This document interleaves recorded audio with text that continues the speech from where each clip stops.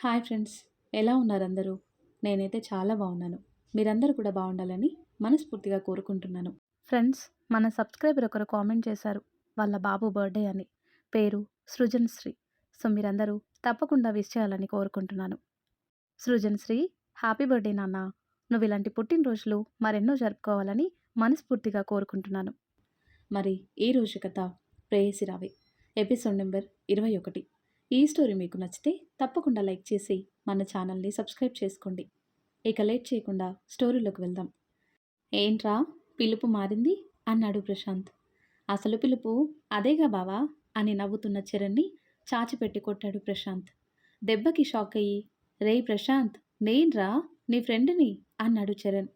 అందుకేరా కొట్టింది అంటూ ఇంకో చెంప మీద కొట్టాడు ప్రశాంత్. రెండు చెంపల మీద చేతులు పెట్టుకొని మళ్ళీ కొట్టడానికి చెయ్యి లేపుతున్న ప్రశాంత్ని ఆపి, రేయ్ రేయ్, అసలు ఎందుకు కొడుతున్నావో చెప్పి కొట్టరా అన్నాడు చరణ్.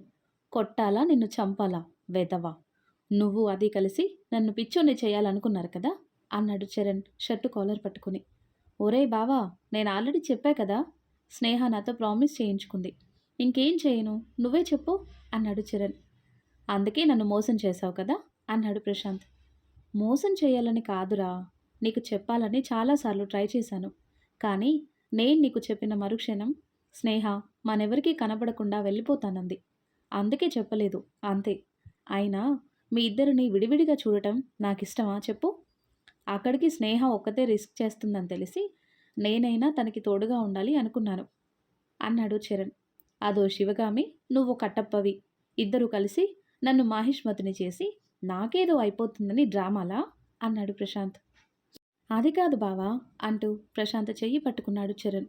చీపో వెధవా అంటూ చెయ్యి విదిలించుకొని వెళ్ళి సోఫాలో కూర్చున్నాడు. నీతో నా చెల్లి ఎట్టా వేగుతుందిరా, ఆడపిల్ల కంటే దారుణంగా ఉన్నావు అలగటంలో అని వెళ్ళి ప్రశాంత్ పక్కన కూర్చున్నాడు. ఇది మరీ బాగుంది, చేసే వేషాలన్నీ మీరు చేస్తారు, నేను మాత్రం కోప్పడకూడదు, ఒక మాట అనకూడదు కదా అన్నాడు ప్రశాంత్ వెటకారంగా. అది సరే, నీకు అసలు మ్యాటర్ ఎలా తెలిసింది అది చెప్పు ఫస్ట్ అని అడిగాడు చరణ్. ఎలా తెలిస్తే ఏంట్రా, తెలిసింది కదా అన్నాడు ఫోన్ చూసుకుంటూ. అదే ఎలా అంటూ ప్రశాంత్ చేతిలోని ఫోన్ లాక్కున్నాడు చరణ్. రే చెర్రీ, నాకు కోపం వస్తుంది, మర్యాదగా ఫోన్ ఇవ్వు అన్నాడు ప్రశాంత్. అబ్బా, నీ కోపం చూసి సైలెంట్ అయ్యే రోజులు పోయాయి, పోరా అంటూ ప్రశాంత్కి దొరకకుండా తప్పించుకుంటూ తన క్యాబిన్ మొత్తం తిప్పించాడు చరణ్. రేయ్ చెర్రిగా, ఇప్పుడు కానీ నువ్వు నాకు దొరికావే అనుకో, నా చేతిలో నీ పేరులానే నీ ఫేస్ కూడా చెర్రీలా ఎర్రగా మారిపోతుంది, గుర్తుంచుకో అన్నాడు ప్రశాంత్ చరణ్ని పట్టుకోవటానికి ట్రై చేస్తూ. నువ్వు చేయనన్నా చేస్తావు, అలాంటి వాడివి అని ప్రశాంత్కి దొరికిపోయాడు చరణ్. వెనుక నుంచి చరణ్ని పట్టుకొని, ఏరా పెద్ద బామ్మర్ది, నాతోనే పరాచికాలా అన్నాడు మెడ చుట్టూ చేతులు వేసి బిగించి. బావా వదులు, చచ్చిపోతా అన్నాడు చరణ్. చరణ్ని వదిలి, నా దగ్గర కుప్పిగంతులు వేయకరా అన్నాడు ప్రశాంత్. వామ్మో, విష్ణు చెప్పింది నిజమేరా, నీది నిజంగానే ధృతరాష్ట్రుడి కౌగిలే, ఏం పట్టురా నాయనా అన్నాడు మెడ అటు ఇటు తిప్పుతూ. నాతో పెట్టుకోకు అన్నాడు ప్రశాంత్ సోఫాలో కూర్చొని. చరణ్ వెళ్ళి ప్రశాంత్ పక్కన కూర్చొని తన చెయ్యి పట్టుకుని, ఎలా తెలుసుకున్నావో చెప్పు బావా ప్లీజ్ అన్నాడు. చెప్తాలే, మళ్ళీ తెలిసే వరకు నీకు నిద్ర పట్టదు కదా. నేను ఒకరోజు ఆఫీస్ నుండి ఇంటికి వెళ్తుంటే స్నేహ కనిపించింది. తనని చూసి వెళ్దామా వద్దా అని ఆలోచిస్తున్న టైంలోనే సిగ్నల్ పడటంతో తన ఇంటికి వెళ్ళే రూట్ కాకుండా వేరే వైపు వెళ్ళటం చూశాను. ఎలాగూ అసలు తనేం చేస్తుందో తెలుసుకోవాలి అనుకున్నాను కాబట్టి తనని ఫాలో చేశాను. ఆ రోజు తను అభయ్ని కలవటానికి వెళ్ళింది. రోజంతా ఆఫీస్లోనే ఉంటారు, ఇక్కడెందుకు అని వాళ్ళకి కొంచెం దూరంగా ఉండి వాళ్ళు మాట్లాడుకునేదంతా విన్నాను. అప్పుడే తెలిసింది, ఆ పరంధామయ్య వల్ల స్నేహ నాకు దూరంగా ఉంటుందని. ఆ రోజు నైట్ వాడి ఇంటికి వెళ్ళాను. నేనప్పుడు ఎంత కోపంలో ఉన్నానంటే, వాడిని వేసేద్దామనుకునే టైంకి అభయ్ వచ్చి ఆపేశాడు. లేదంటే వాడు చచ్చి ఇప్పటికీ చాలా రోజులయ్యేది. మీరేమో వాడికి చట్ట ప్రకారం శిక్ష వేయాలి అంటారు, వాడేమో ఇంకా ఇంకా దారుణాలు చేస్తూనే ఉన్నాడు. నేను సరిగ్గా దృష్టి పెట్టలేదు కానీ, లేదంటే ఎప్పుడూ వాడి చాప్టర్ క్లోజ్ అయిపోయేది.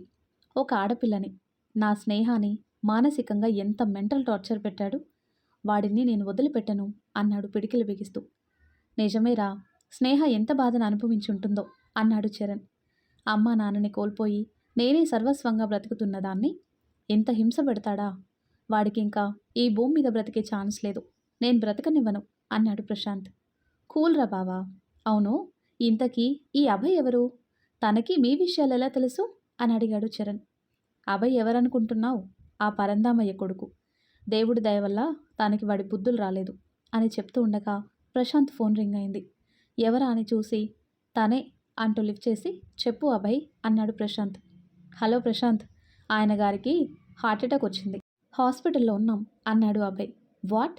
ఎప్పుడు? అని అడిగాడు ప్రశాంత్.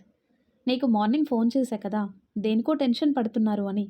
ఆ తర్వాత బయటికి వెళ్తాను అన్నారు. కార్ ఎక్కేటప్పుడు సడన్గా గుండె మీద చేయి పెట్టుకొని పడిపోయారు అన్నాడు అభయ్. ఓకే, ఇప్పుడు ఎలా ఉన్నాడు? ఓకేనా అని అడిగాడు ప్రశాంత్. హా, చిన్నదే అంట, రెస్ట్ తీసుకుంటే సరిపోతుంది, టెన్షన్ పడకూడదు అన్నారు. వాడు ఇప్పుడే ఎందుకు పోతాడులే, నువ్వు జాగ్రత్తగా అబ్జర్వ్ చేయి అన్నాడు ప్రశాంత్. అలాగే అని ఫోన్ పెట్టేశాడు అభయ్. సరే, ఇప్పుడు నన్నెందుకు పిలిచావు అది చెప్పు అన్నాడు చరణ్. ఆ పరంధామయ్య మీద కంప్లైంట్స్ వచ్చి ఇప్పటి వరకు యాక్షన్ తీసుకొనివి ఎన్ని కేసులున్నాయో మొత్తం డీటెయిల్స్ కావాలరా, నువ్వు ఇవ్వగలవా అని అడిగాడు ప్రశాంత్. ఓకే, యాక్చువల్లీ ఆ ఇన్ఫర్మేషన్ బయటికి ఇవ్వకూడదు, కానీ వాడు చేసిన పాపాలకి వాడిని ఏం చేసినా తప్పు లేదు కాబట్టి నేను నీకు ఆ డీటెయిల్స్ ఇస్తాను అన్నాడు చరణ్. Thank you. నీకు ఈ విషయం ఫోన్లోనే చెప్పొచ్చు, బట్ ఒక కోటింగ్ కూడా ఇచ్చినట్టుంటుందని రమ్మన్నాను అన్నాడు ప్రశాంత్. సరే, నేను ఆ పనిలో ఉంటానురా, అయితే వెళ్తాను అన్నాడు చరణ్. ఓకే అంటూ షేక్ హ్యాండ్ ఇచ్చాడు ప్రశాంత్.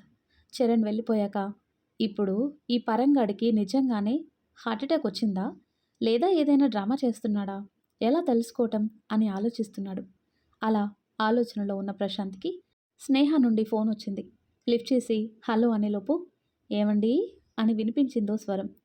ఫోన్ పక్కకి తీసి స్నేహ నెంబరో కాదో చూసి హలో ఎవరు అని అడిగాడు ప్రశాంత్. నేనండి, మీ ఏకైక ధర్మపత్నిని అంది స్నేహ సిగ్గుపడుతూ.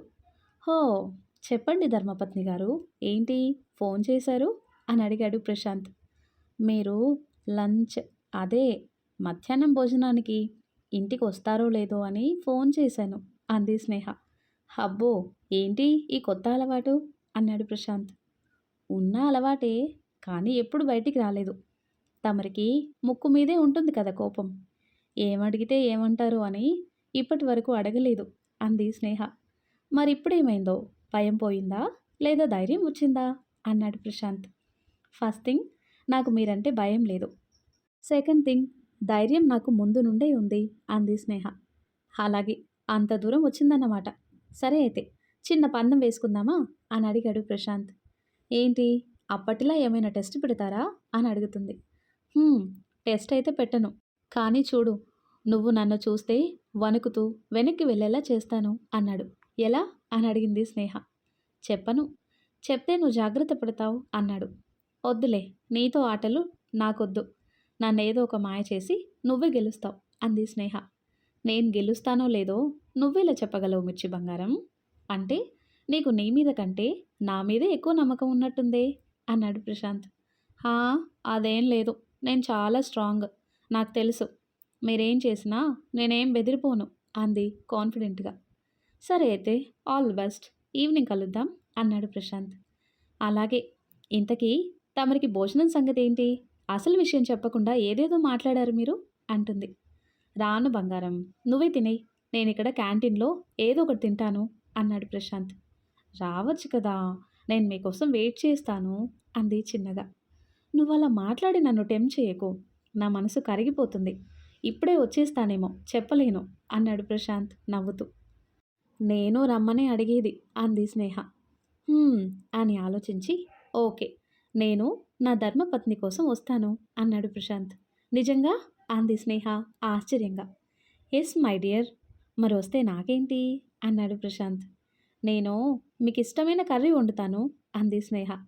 కర్రీ ఏం వద్దు, అన్నిటికంటే ఇష్టమైనది ఇంకోటి ఉంది అంటాడు ప్రశాంత్. ఇంటికి రండి అని ఫోన్ పెట్టేసి సిగ్గుపడుతూ నవ్వుకుంటూ ఉంటుంది స్నేహ. ప్రశాంత్ కాసేపు వర్క్ చేసి మేనేజర్కి కాల్ చేసి రవి, ఒకసారి నా క్యాబిన్కి రండి అని పిలిచాడు. రవి వచ్చాక అర్జెంటుగా నాకు ఒక బొకే కావాలి, తెప్పించండి అన్నాడు వర్క్ చేస్తూనే. సార్, ఎవరైనా వస్తున్నారా, లేదా ఏదైనా ఫంక్షన్ కా సార్ అని అడిగాడు రవి. దేనికైతే ఏంటి, ఇచ్చేది మనిషికేగా. కాకపోతే ఇచ్చేటప్పుడు మన మనసు ఎలా ఉందో అది ఇంపార్టెంట్ కదా. ఐ మీన్ మనస్ఫూర్తిగా లేదా మొక్కుబడిగా ఇవ్వటం, అంతే తేడా. ఇచ్చే బొకేలో తేడా ఉండదు, మనసులో ఉంటుంది. నాకు బాగా కావలసిన వ్యక్తికి ఇవ్వాలి అని టైం చూసుకొని, నేను ఒక అరగంటలో బయటికి వెళ్తాను, అప్పట్లోగా తెప్పించు అన్నాడు. సరే సార్ అని వెళ్ళిపోయాడు రవి. మళ్ళీ వర్క్లో పడిపోయాడు ప్రశాంత్.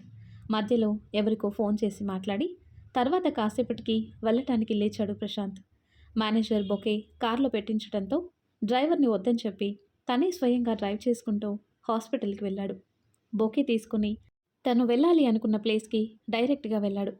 తన ఫేస్కి బొకే అడ్డం పెట్టుకుని హాయ్ పరం అన్నాడు ప్రశాంత్. బెడ్ మీద పడుకున్న అతను వచ్చింది ఎవరా అని కళ్ళు తెరిచి చూశాడు. మోహన్కి అడ్డుగా పెట్టుకున్న బొకేని తీసి నవ్వుతున్నాడు ప్రశాంత్. వచ్చిన ప్రశాంత్ని చూసి కళ్ళు విప్పారాయి పరందామయ్యకి. వెంటనే లేచి కూర్చున్నాడు. ఏంటి, షాక్ అయ్యావా?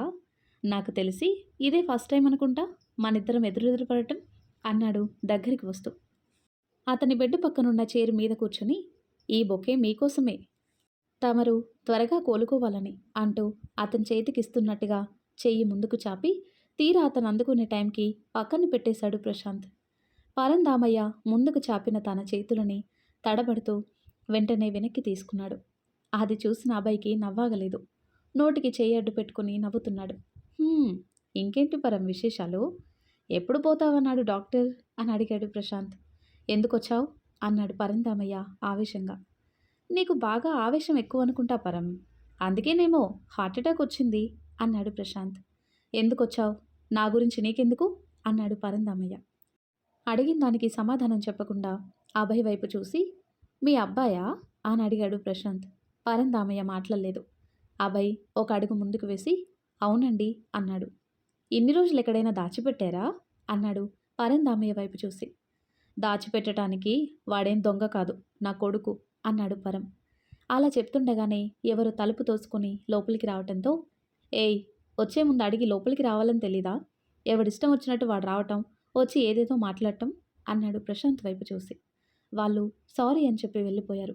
ప్రశాంత్ నవ్వి నీకు ఒకరి మీద కోపం ఇంకొకరి మీద చూపించటం బాగా అలవాటనుకుంటా, అందుకే సాటి మనుషులని కనికరం లేకుండా చంపుతూ కొంచెం కూడా పశ్చాత్తాపం లేకుండా బ్రతుకుతున్నావు. నాకేదైనా స్ట్రైట్గా చెప్పటం అలవాటు పరం అన్నాడు ప్రశాంత్. కానీ నీ అలవాటు నాకు నచ్చింది, అందుకే నేను కూడా ఒకరి మీద కోపం ఇంకొకరి మీద చూపించాలి అనుకుంటున్నాను అన్నాడు అభయ్ని చూస్తూ. ఆ మాటకి పరందామయ్య కంగారుగా అభయ్ చేయి పట్టుకున్నాడు. అది చూసి నీ కొడుకంటే నీకు బాగా ఇష్టం అనుకుంటా కదా అంటూ తల ఊపుతూ అర్థమైంది అని లేచి బయటకు వచ్చేశాడు.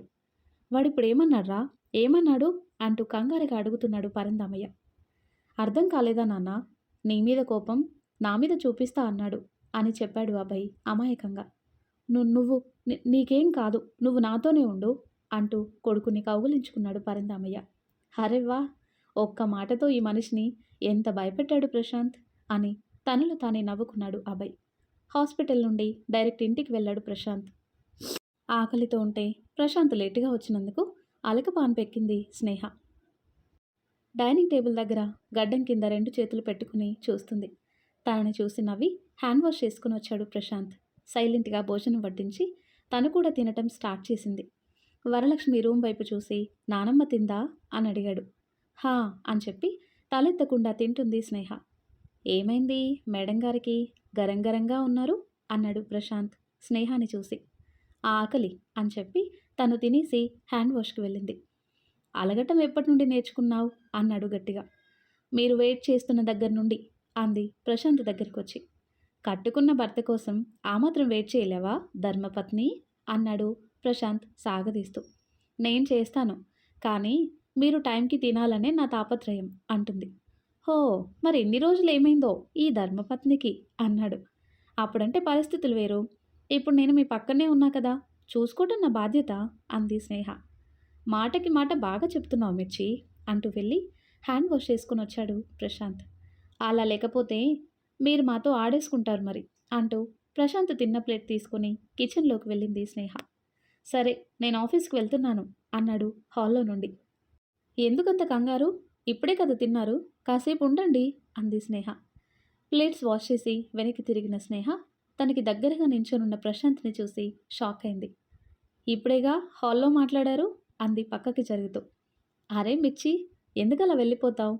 నేనొచ్చింది నీకోసం అంటూ తను ఎటు వెళ్లకుండా చేతులు అడ్డుపెట్టి లాక్ చేశాడు.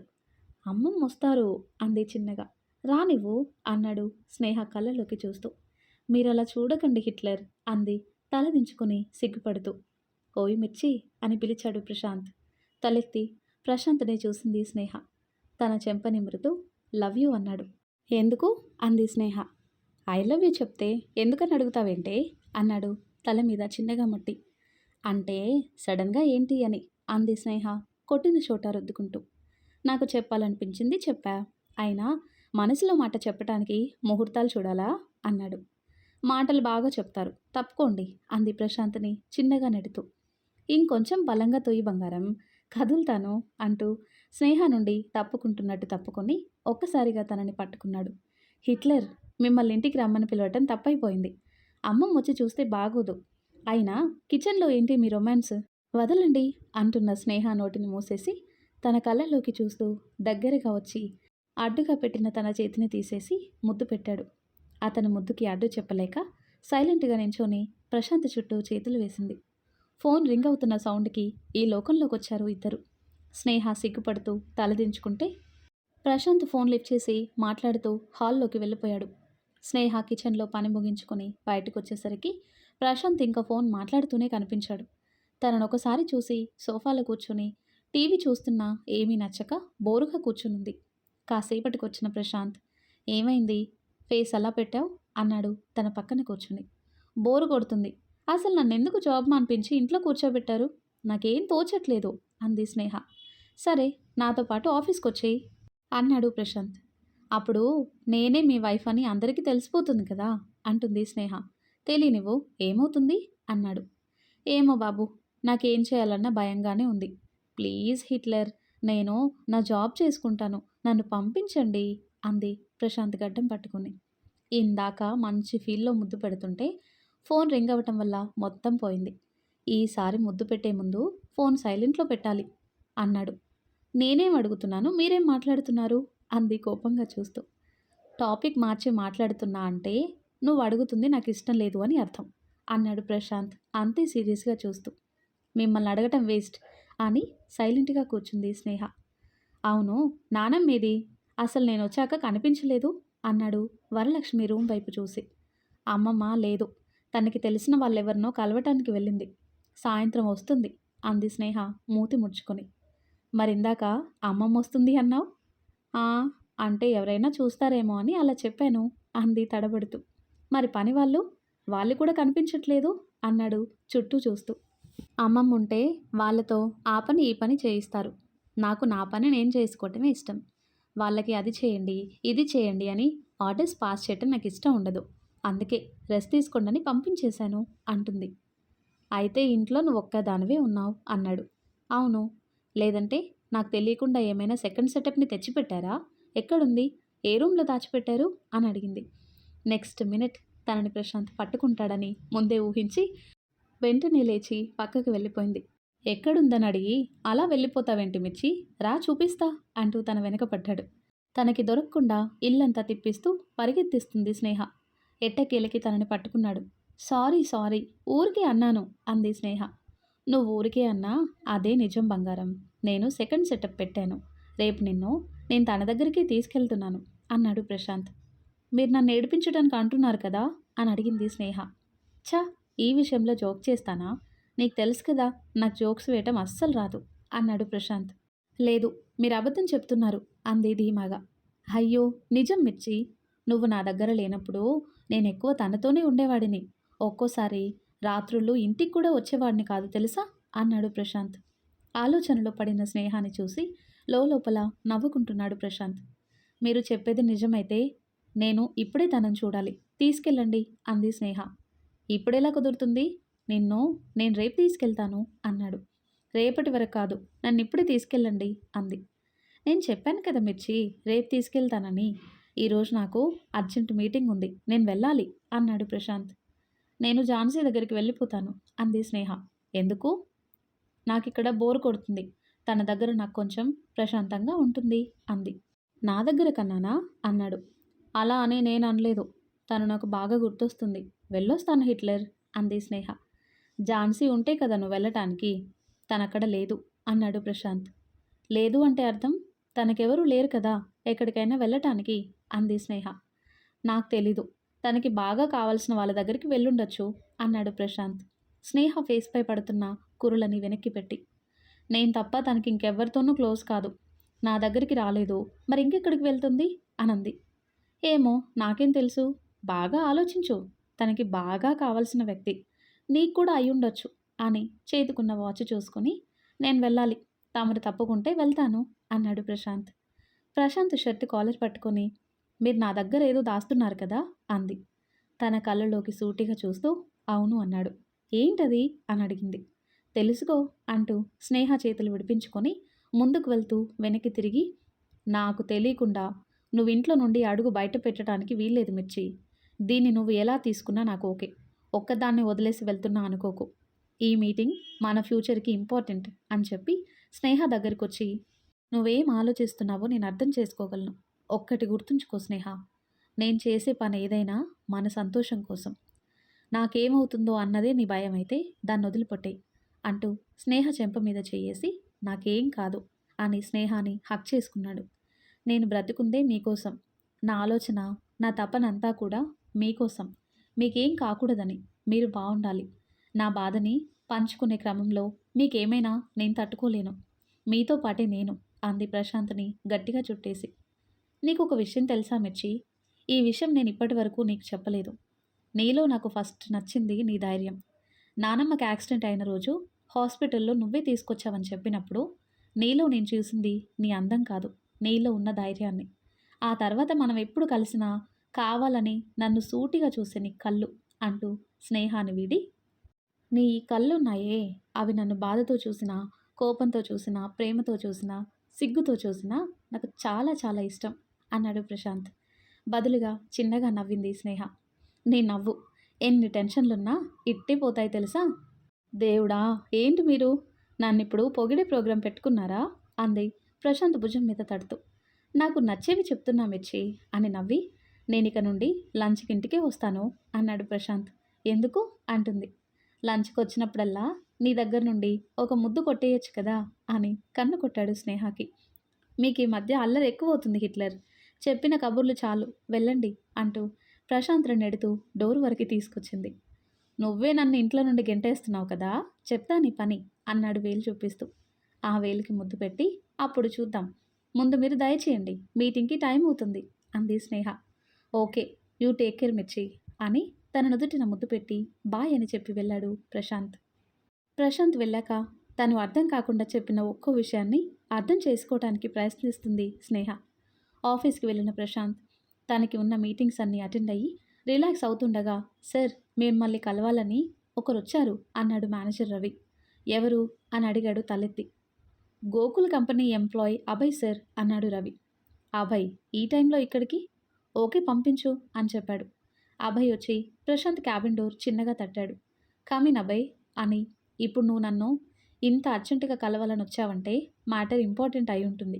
చెప్పు ఏంటి విషయం అన్నాడు కూర్చోమని కూర్చో చూపిస్తూ. మ్యాటర్ అలాంటిది మరి అని కుర్చీలో కూర్చొని మీరు ఆయనకి భలే జలక్కిచ్చారు. అప్పటి నుండి మనిషిలో లేడు. నాకేమైనా అవుతుందేమో అని బాగా కంగారు పడుతున్నాడు అన్నాడు అభయ్. మంచిదేగా, ఇన్నాళ్ళు మమ్మల్ని పెట్టిన టార్చర్కి కొంతైనా అనుభవించాలి కదా అన్నాడు ప్రశాంత్. అది నిజమే, కానీ ఆయన ఇది కాకుండా ఇంకో విషయం మీద కూడా బాగా టెన్షన్ పడుతున్నాడు. అవునా, ఏంటా విషయం అని అడిగాడు ప్రశాంత్. ఆంటనీ. ఈ ఆంటనీ ఎవరు? పరందామయ్యతో బిజినెస్ చేస్తున్న డ్రగ్స్ డీలర్. హో అయితే అన్నాడు ప్రశాంత్. అదేంటి మీరు షాక్ అవ్వలేదు? అంటే ఈ విషయం మీకు ముందే తెలుసా అని అడిగాడు అభయ్. తెలుసు అన్నట్టుగా తలూపి శత్రువుని దెబ్బ కొట్టాలంటే ఆ మాత్రం తెలుసుకోకపోతే ఎలా అన్నాడు ప్రశాంత్. మీరు నిజంగా జీనియస్ అన్నాడు అభయ్. నన్ను పొగడటం తర్వాత విషయం చెప్పు అభయ్ అన్నాడు ప్రశాంత్. ఈ ఆంటనీ గాడు ఇప్పుడు యాంటీ అయ్యాడు. ఏదో పర్సంటేజ్ల విషయంతో డిఫరెన్సెస్ వచ్చాయంట. ఇప్పుడు ఆయన బిజినెస్లన్నీ బయట పెడతాను అంటున్నాడట. జోగి జోగి రాసుకుంటే బూడిద రాలినట్టు ఇప్పుడు వాళ్ళిద్దరు కొట్టుకుంటే మనకేంటి లాభం అన్నాడు ప్రశాంత్. నిజమే. బట్ దీన్ని అడ్డం పెట్టుకొని ఇద్దరి వ్యవహారాలు బయటికి లాగొచ్చు కదా! అప్పుడు ఇద్దరిని మూసేసినట్టుంటుంది అన్నాడు అభయ్. ఆ యాంటోనీ గాడు పరదేశి. వాడితో మీ నాన్న చేతులు కలిపి డ్రగ్స్ అని మన వాళ్ళని దానికి బానిసని చేస్తూ వాడు డబ్బు వెనక వేసుకుంటూ దేశానికి ద్రోహం చేస్తున్నాడు. దీన్నే తిన్నింటి వాసాలు లెక్క పెట్టడం అంటారు. ఇలాంటి వాళ్ళని ఏం చేసినా పాపం లేదు అన్నాడు ప్రశాంత్ పిడికిలి బిగిస్తూ. మీరు చెప్పింది నిజమే. షెల్టర్ కోసమని వచ్చి ఇలాంటి అక్రమాలు చేస్తున్నారు. మనం కూడా వారి దేశానికి వెళ్ళి ఇలాంటి నేరాలే చేస్తున్నామా? ఇలాంటి వాళ్ళని షూట్ చేసి పడేయాలి అన్నాడు అభయ్. అవన్నీ చట్టం చూసుకుంటుందిలే అభయ్. నువ్వెళ్ళి మీ నాన్నకి బీపీ టాబ్లెట్స్ ఉన్నాయో లేదో చూసి ఉంటే సరే, లేదంటే కొని ఉంచు. ముందు ముందు చాలా చూడాలి నీ పాపు అన్నాడు ప్రశాంత్. అభయ్ చిన్నగా నవ్వి అలాగే అంటూ వెళ్ళిపోయాడు. నువ్వు స్నేహకి నాకు చేసిన దానికి ఇంతకింత అనుభవించేలా చేస్తాను అనుకున్నాడు ప్రశాంత్. తర్వాత ఇంట్లో స్నేహ ఒక్కతే ఉందని గుర్తొచ్చి నానమ్మ వచ్చిందో రాలేదో అనుకుంటూ స్నేహకి ఫోన్ చేశాడు ప్రశాంత్. ఒక్కదానికే ఇంట్లో ఏం తోచక వంటగదిలో ప్రయోగాలు చేస్తుంది స్నేహ. హాల్లో ఉన్న ఫోన్ రింగ్ అవుతున్న శబ్దానికి వచ్చి లిఫ్ట్ చేసి చెప్పండి హిట్లర్, ఏంటి ఇప్పుడు ఫోన్ చేశారు అని అడిగింది స్నేహ. అదేంటి నేనెప్పుడు ఫోన్ చేయనట్టు అలా అడుగుతావు అన్నాడు ప్రశాంత్. ఆఫీస్లో ఉన్నప్పుడు తమరికి నేను అసలు గుర్తుంటానో లేదో కదా, అందుకే డౌట్ వచ్చి అడిగానులే. చెప్పండి ఎందుకు ఫోన్ చేశారు? అదిగో మళ్ళీ అదే మాట. నేనేమైనా పనుంటేనే ఫోన్ చేస్తానా, లేకపోతే చేయనా? దిస్ ఇస్ టూ మచ్ అన్నాడు అలిగినట్టుగా. కొన్ని నిజాలు అలాగే చేదుగా ఉంటాయి హిట్లర్. ఒప్పుకోలేకున్నా ఒప్పుకోవాలి, తప్పదు అంది స్నేహ. నువ్వు ఒక్కదానివే ఉన్నావని ఫోన్ చేశాను. నానమ్మ వచ్చిందా? లేదు, నేను ఇందాకే ఫోన్ చేశాను. ఈరోజు రావట్లేదని చెప్పారు. చాలా రోజుల తర్వాత వెళ్ళారు కదా, ఉండమని బలవంతం చేశారట. ఈ రోజుకి ఉండిపోయారు అంది స్నేహ. మీరిద్దరూ బాగానే టచ్లో ఉన్నారు. నాకైతే కనీసం ఇలా వెళ్తున్నారా అని కూడా చెప్పలేదు. కనీసం వెళ్ళాక కూడా ఫోన్ చేయలేదు అన్నాడు. అమ్మమ్మ చెప్పకపోతే మీరు చేయండి, చేసి మాట్లాడండి. అయినా అమ్మమ్మ పెద్దవారు, మీరే చేసి మాట్లాడాలి, మాట్లాడండి అంది స్నేహ. ఇవన్నీ బాగానే తెలుసు, నన్ను చూసుకోవటమే తెలియట్లేదు నీకు అన్నాడు ప్రశాంత్. "హ్మ్, అడిగినవన్నీ టైంకి చేసి పెడుతున్నాను కదా, ఇంకేం కావాలి తమరికి? దాని గురించి మాట్లాడుకున్న వేస్ట్లే. సరే నేను వస్తున్నాను, వచ్చాక మాట్లాడతా, బాయ్" అంటూ ఫోన్ పెట్టేశాడు. ఫోన్ పక్కన పెట్టి తన పనిలో పడిపోయింది స్నేహ. ప్రశాంత్ మేనేజర్ రవిని తన క్యాబిన్కి రమ్మని పిలిచాడు. నాతో ఇంకేమైనా పనుందా రవి? నేను వెళ్తున్నాను. అండ్ ఏమైనా ఫైల్ సైన్ చేయాల్సినవి ఉంటే ఇవ్వు, నేను ఇంటికి వెళ్ళి వెరిఫై చేస్తాను అన్నాడు ప్రశాంత్. ఒక 2 ఫైల్స్ మీద మీ సిగ్నేచర్ కావాలి సార్ అంటూ వెళ్ళి ఫైల్స్ తీసుకొచ్చి ఇచ్చాడు రవి. వాటిని తీసుకుంటూ ఏంటివి అని అడిగాడు ప్రశాంత్. ఒకటి గోకుల్ కంపెనీ వాళ్ళతో కలిసి చేస్తున్న ప్రాజెక్ట్ డీటెయిల్స్, అండ్ ఇంకోటి న్యూ ప్రాజెక్ట్కి సంబంధించి టెండర్ కొటేషన్ సార్, కొంచెం కాన్ఫిడెన్షియల్ సార్ అన్నాడు రవి. అయినో అంటూ వీటిని నేను ఇంటికి తీసుకెళ్ళి వెరిఫై చేస్తాను అని వాటిని తీసుకుని ఇంటికి బయలుదేరాడు ప్రశాంత్. ప్రశాంత్ వెళ్ళాక ఆఫీస్లో ఎంప్లాయీస్ అందరూ రిలాక్స్ అయ్యి వర్క్ చేస్తున్నారు. ట్రాఫిక్ని దాటుకొని ఇంటికి వచ్చేసరికి రాత్రి 8 అయింది. ముందొచ్చినా ఉపయోగం లేకుండా పోయింది అనుకుంటూ ఫైల్స్ తీసుకుని కాలింగ్ బెల్ కొట్టి తలుపు తీసే వరకు వెయిట్ చేస్తున్నాడు ప్రశాంత్. 3 సార్లు కొట్టినా అటువైపు నుండి రెస్పాన్స్ లేకపోవడంతో ఒక్కసారిగా తనలో కంగారు. ఏమై ఉంటుంది? డోరెందుకు తీయట్లేదు? నా మాట లెక్క చేయకుండా ఇది బయటికి వెళ్ళిందా అనుకుని తలుపు నెట్టి చూశాడు. లోపల నుండి గడియ పెట్టుంది. ఫోన్ తీసి స్నేహకి చేద్దామనుకునే లోపు స్నేహ నుండి మెసేజ్ వచ్చింది. నేను ఫ్రెష్ అవ్వటానికి వెళ్తున్నాను, డోర్ లాక్ చేశాను, ఒకవేళ మీరు వస్తే వెనక డోర్ నుండి లోపలికి రండి అని. ఆ మెసేజ్ చదివి ఊపిరి పీల్చుకొని దొంగల వెనక డోర్ నుండి వెళ్ళటం ఏంటో అనుకుని లోపలికి వెళ్ళి ఆ డోర్ కూడా క్లోజ్ చేసి తన రూమ్కి వెళ్దాం అనుకున్నాడు. కానీ తలుపు తెరుచుకోలేదు. రాక్షసి కావాలని డోర్ పెట్టుకుంది అనుకుంటూ స్నేహకి కాల్ చేశాడు. నేను కాకుండా నీ రూమ్కి ఎవరొస్తారే, లాక్ చేసి పెట్టుకున్నావు అన్నాడు కోపంగా. మీరొస్తారని లాక్ చేశాను, తమరొస్తే ఏం చేస్తారో నాకు బాగా తెలుసు, మీరు కాసేపు వెయిట్ చేయండి అంటూ ఫోన్ పెట్టేసింది స్నేహ. ఎంత తోడైనా పెళ్ళాం చేతిలో కీలుబొమ్మ కావాల్సిందే, ఏం చేస్తాం అనుకుంటూ నిట్టూరుస్తూ స్నేహ ఎప్పుడు డోర్ తీస్తుందా అని ఎదురు చూస్తున్నాడు ప్రశాంత్. కాసేపటికి నెమ్మదిగా డోర్ తెరుచుకుంది. క్షణం ఆలస్యం చేయకుండా షర్టు చేతులు మడత పెట్టి అసలేమనుకుంటున్నావే నువ్వు నా అని మిగతా అంతా మింగేసి నోటి మాట రాక స్నేహాని ఫ్రీజ్ అయి చూస్తున్నాడు ప్రశాంత్. వైట్ కలర్ సిల్క్ సారీలో పున్నమి వెన్నెల్లా మెరిసిపోతుంది స్నేహ. గుండె మీద చేయి వేసుకొని అమాంతం పెరిగిపోయిన హార్ట్ బీట్ని కంట్రోల్ చేస్తూ ఏంటిది అన్నాడు ప్రశాంత్ ఒక్కో మాట కూడా తీసుకుంటూ. చిన్నగా సిగ్గుపడుతూ సర్ప్రైజ్ అంది. దీనికి అన్నాడు ప్రశాంత్ స్నేహాని తేరిపారా చూస్తూ. ఈరోజు అంటూ చెప్పకుండా మెలికలు తిరుగుతూ ఉంటుంది స్నేహ. ఓయ్ మిర్చి, ఇలా కొత్త కొత్తగా బిహేవ్ చేయకు. నా గుండె ఇలాంటివి తట్టుకోలేదు అన్నాడు స్నేహాని దాటుకుని వెళ్తూ. మీరు ఇంత అన్రొమాంటిక్ ఎప్పుడైపోయారు అంది స్నేహ నొసలు చిట్లించి. నేనా?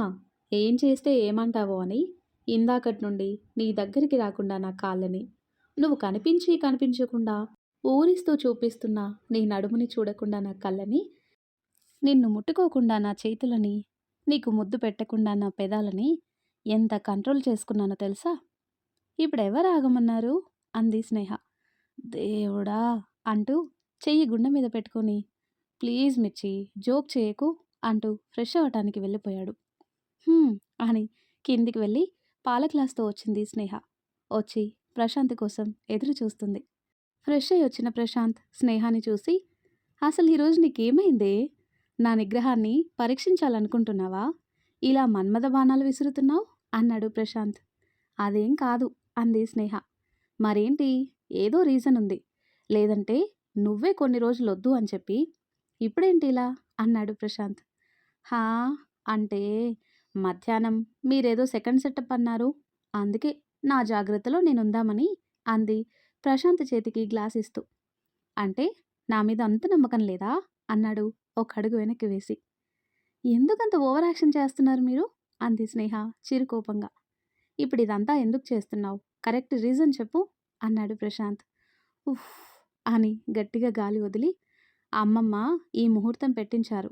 ఆవిడకి తెలియదు కదా మనం ఇంతకు ముందే కలిసామని, అందుకే తెలిసిన వాళ్ళింటికి అని చెప్పి వెళ్ళి అక్కడి నుండి ఫోన్ చేశారు అంది స్నేహ. అంతేకాదు త్వరలోనే ఆవిడ చేతిలో ముని మనవడిని పెట్టాలి అని, ఎట్టి పరిస్థితిలో ఈ ముహూర్తానికి కార్యం జరగాలని ఆర్డర్ వేశారు అంది స్నేహ. అయినా అక్కడికి వెళ్ళి ఫోన్ చేయటం ఏంటి నానమ్మ, నువ్వైనా చెప్పాల్సింది అన్నాడు ప్రశాంత్. ఇలాంటివి ఫోన్లో ఎలా చెప్తాము, ఇక్కడుంటే మనం ఏదైనా మొహమాట పడతామనుకున్నారో ఏమో, అక్కడికి వెళ్ళి ఫోన్ చేశారు. అయినా చూస్తుంటే మీకు ఇష్టం లేనట్టుగా ఉంది అంటూ పాల గ్లాస్ వెనక్కి తీసుకొని అక్కడి నుండి వెళ్ళబోయింది స్నేహ. స్నేహ చెయ్యి పట్టుకుని ఆపి దేవుడు నా బాధ అర్థం చేసుకున్నాడు, అందుకే ఇలా కరుణించాడు అన్నాడు ప్రశాంత్. మీరీ మధ్య దేవుణ్ణి బాగా తలుస్తున్నారెందుకో అంది కనుబొమ్మలు ఎగరేస్తూ. ఇలా అడగకుండానే వరాలిస్తుంటే తలవటంలో తప్పేముంది చెప్పు అంటూ స్నేహ పెదవులని బంధించాడు. ముద్దుతో మొదలైన వారి కలయిక ఆ రాత్రి మరిన్ని జ్ఞాపకాలను ఇచ్చింది. ఆ తర్వాత కట్ చేస్తే ప్రశాంత్ చెప్పినట్టుగానే పరంధామయ్యకి సంబంధించిన కేసులన్నీ వెలికి తీశాడు చరణ్. వాటిని పెన్ డ్రైవ్లోకి కాపీ చేసుకుని మెషిన్ కంప్లీటెడ్ అని ప్రశాంత్కి మెసేజ్ పెట్టి పెన్ డ్రైవ్ తీసుకుని ఇంటికి వెళ్ళాడు. తనని ఎవరో ఫాలో చేస్తున్నట్టుగా అనిపించటంతో వెనక్కి తిరిగి చూశాడు చరణ్. ఎవరూ కనిపించలేదు. కార్ దిగి లోపలికి వెళ్తున్న చరణ్కి తనని ఎవరో గమనిస్తున్నట్టుగా అనిపించటంతో ఆగి చుట్టూ చూశాడు. ఎవరూ కనిపించకపోవటంతో నాకెందుకిలా అనిపిస్తుంది, ఎవరో నన్ను అబ్జర్వ్ చేస్తున్నట్లు అనుకుని లోపలికి వెళ్ళిపోయాడు చరణ్. అప్పటి వరకు చరణ్కి కనిపించకుండా దాక్కున్న వ్యక్తి బయటకొచ్చి తనొచ్చిన దారిని వెళ్ళిపోయాడు. మరి ఆ తర్వాత ఏం జరుగుతుందో, చరణ్ని అబ్జర్వ్ చేస్తున్న వ్యక్తి ఎవరో నెక్స్ట్ వీడియోలో తెలుసుకుందాం. ఎంతో ఇంట్రెస్టింగ్గా ఎన్నో మలుపులతో కూడిన ఈ స్టోరీ నెక్స్ట్ పార్ట్స్ కోసం ఈ వీడియో లైక్ చేసి మన ఛానల్ని తప్పకుండా సబ్స్క్రైబ్ చేయండి. Thanks for watching.